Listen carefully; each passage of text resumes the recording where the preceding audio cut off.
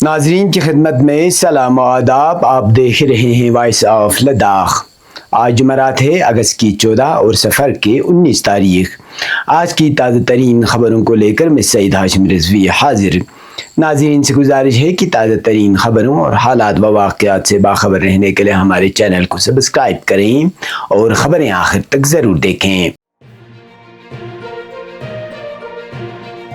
آپ دیکھ رہے ہیں آپ کا پسندیدہ news channel voice of Ladakh.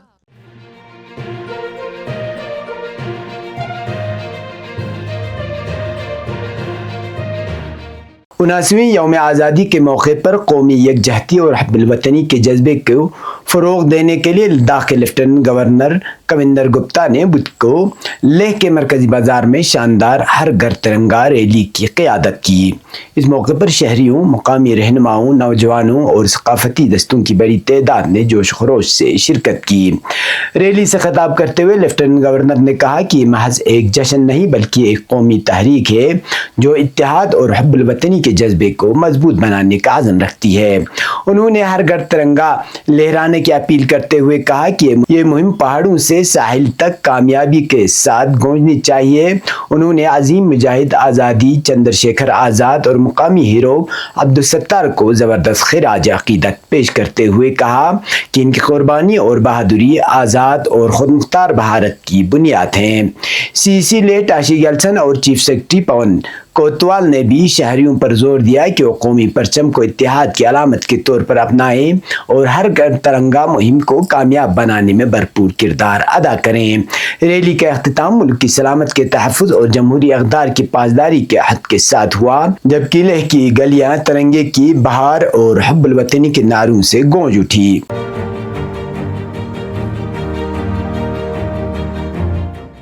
Ladakh research scholar forum نے لداخ یونیورسٹی اور کالجوں میں مختلف تعلیمی اسامیوں پر جاری بھرتی پالیسی کو شدید تنقید کا نشانہ بناتے ہوئے کہا کہ یہ پالیسیاں لداخ کے تعلیم یافتہ نوجوانوں کے مستقبل کے لیے نقصان دہ ہیں.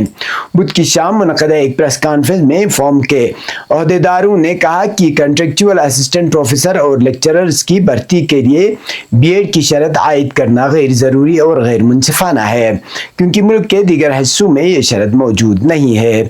اس کے علاوہ بھرتی کے لیے لداخ ڈومیسائل کو لازمی قرار نہ دینا مقامی PhD اسکالرز کے ساتھ سراسر ناانصافی ہے. فارم کے مطابق جموں کشمیر سمیت دیگر یونین ٹیریٹریز میں کنٹریکچول اسامیوں کے لیے ڈومیسائل شرط ہوتی ہے جس کے باعث لداخی اسکالرز بیرون ریاست ملازمت کے مواقع سے محروم رہتے ہیں، جبکہ لداخ میں ایسی شرط نہ ہونے کے باعث غیر مقامی امیدوار یہاں آ کر نوکریاں حاصل کر لیتے ہیں. اسکالرز کا کہنا ہے کہ لداخ میں مختلف مضامین میں سینکڑوں مقامی PhD یافتہ نوجوان روزگار کی کمی کے باعث بیکار بیٹھے ہیں.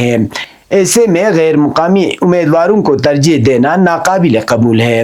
فورم نے UT لداخ انتظامیہ ہل کونسل کرگل کے چیئرمین اور لداخ کے رکن پارلیمنٹ سے مطالبہ کیا کہ بھرتی میں لداخ ڈومیسائل کو لازمی قرار دیا جائے، مقامی اسکالرز کے لیے ریزرویشن مختص کیا جائے اور BEd کی شرط فوری طور پر ختم کی جائے.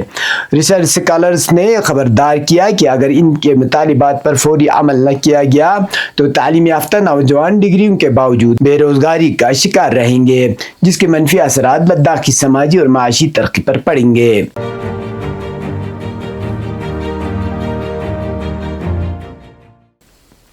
چیئرمین و chief executive councillor Kargil doctor Jafar Akhoon کی زیر صدارت ہل کونسل سیکریٹریٹ کرگل میں ایک اعلیٰ سطحی اجلاس منعقد ہوا جس میں ایڈمنسٹریٹو سیکرٹری بانو پربھا سمیت اعلیٰ افسران اور عوامی نمائندوں نے شرکت کی. اجلاس میں اسکولی ایجوکیشن ڈپارٹمنٹ کے جاری اور نئے منصوبوں کا جائزہ لیا گیا اور تعلیمی معیار کو بہتر بنانے کے اقدامات پر غور کیا گیا. اجلاس میں تدریسی عملے کی تنظیم نو، امتحانی نتائج میں بہتری، والدین و اساتذہ کے رابطے کو مضبوط بنانے اور تعلیمی پالیسیوں میں شفافیت پر زور دیا گیا. ڈاکٹر آخوند نے بنیادی تعلیم کو مضبوط کرنے اور کمزور نتائج کی وجوہات دور کرنے کے لیے قلیل و طویل مدتی حکمت عملی اپنانے کی ضرورت پر زور دیا. تمام شرکاء نے کرگل میں معیاری تعلیم کے فروغ کے لیے مشترکہ طور پر کام کرنے کا عزم کیا.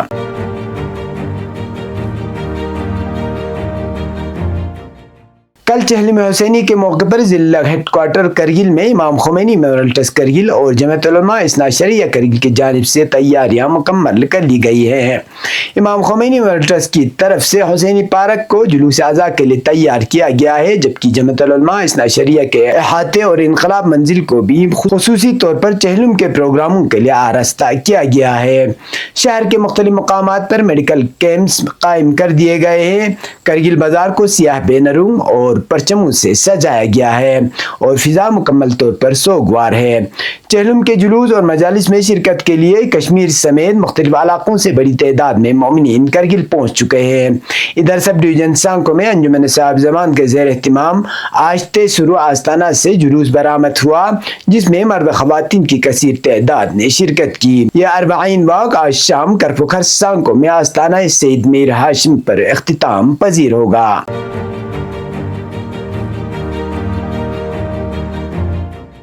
حالیہ دنوں میں غیر معمولی موسمی تبدیلی اور شدید گرمی کے بعد کرگل کے آسمان پر کالے بادل چھا گئے، جس کے نتیجے میں مختلف ندی نالوں میں طغیانی اور سیلابی کیفیت پیدا ہو گئی۔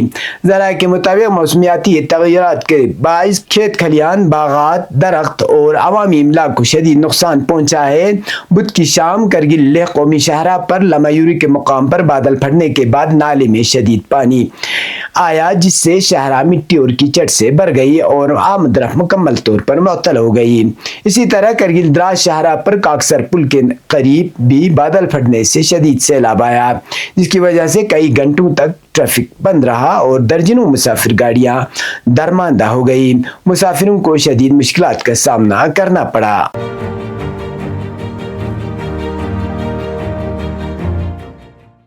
آج دوپہر 1 بجے کے قریب جموں کشمیر یوٹی کے کشتواڑ ضلع کے دور افتادہ گاؤں چوسٹی میں بادل پھٹنے کے نتیجے میں کم سے کم 30 افراد کے ہلاک اور 75 کے زخمی ہونے کی اطلاع ہے، جبکہ ہلاکتوں کی تعداد میں اضافے کا خدشہ ہے۔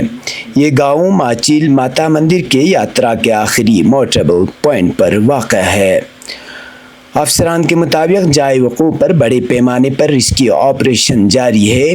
خوفناک مناظر میں ٹوٹی سڑکیں، تیز پانی کا بہاؤ اور علاقے میں بڑے پیمانے پر تباہی دیکھی جا سکتی ہے۔ اچانک آنے والے سیلاب نے نزدیکی نرنگ گاؤں کو بھی متاثر کیا ہے۔ وزیر اعلیٰ جموں کشمیر عمر عبداللہ نے بتایا کہ انہوں نے مرکزی وزیر داخلہ امت شاہ سے بات کر کے صورتحال سے آگاہ کیا ہے۔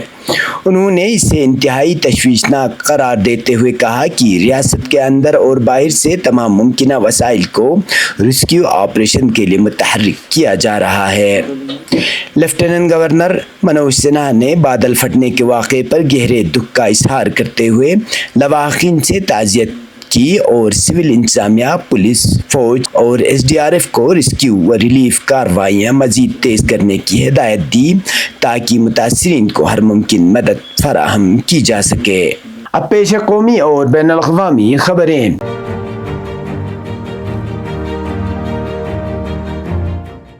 میڈیا رپورٹوں کے مطابق پارلیمنٹ کے ایوان زیرین لوک سبھا میں قائد حزب اختلاف راہل گاندھی نے سوشل میڈیا پر ایک ویڈیو شیئر کیا، جس میں مبینہ طور پر ایک BJP کارکن کو فرضی ووٹ ڈالتے ہوئے دیکھا گیا ہے۔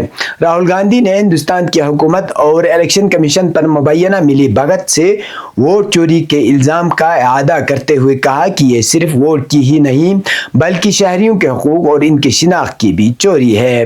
اس ویڈیو میں بھارتیہ جنتا پارٹی کے 2 کارکنوں کو مبینہ طور پر فرضی ووٹ ڈالنے کے بعد پولنگ بوتھ سے نکلتے ہوئے دیکھا گیا ہے، جن میں سے ایک یہ کہتا ہے کہ یہ بہترین انتظام ہے، اب جیت یقینی ہے۔ اس ویڈیو میں دکھایا گیا ہے کہ اصل ووٹر جب ووٹ ڈالنے آتے ہیں تو ان سے کہا جاتا ہے کہ ان کا ووٹ پڑ گیا ہے۔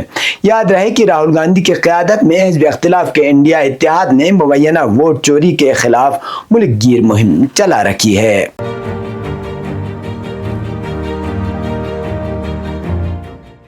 سید شہداء امام حسین علیہ السلام کے چہلم کے موقع پر عراق میں جاری 40 ملن مارچ آج اپنے عروج کو پہنچ گیا اور 10 لاکھ زائرین اس وقت کربلا معلی میں مولا حسین علیہ السلام اور آپ کے باوفا بھائی علمدار کربلا حضرت ابوالفضل عباس علیہ السلام کے در پر حاضری دے رہے ہیں۔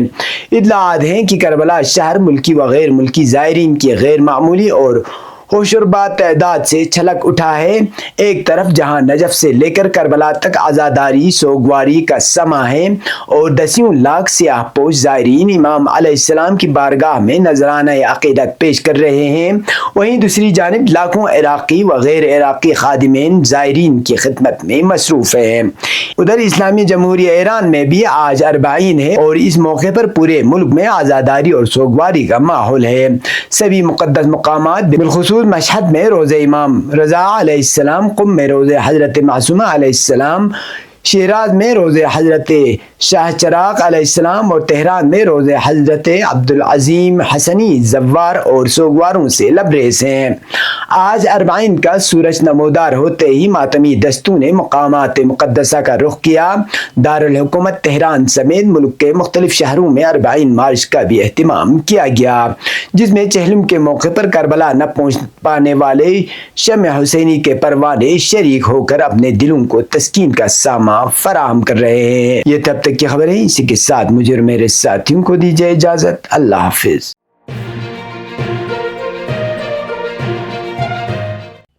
مقامی، قومی اور بین الاقوامی خبروں سے باخبر رہنے کے لیے چینل کو لائک، شیئر اور سبسکرائب کریں، ساتھ ہی بیل آئیکن دبانا نہ بھولیں۔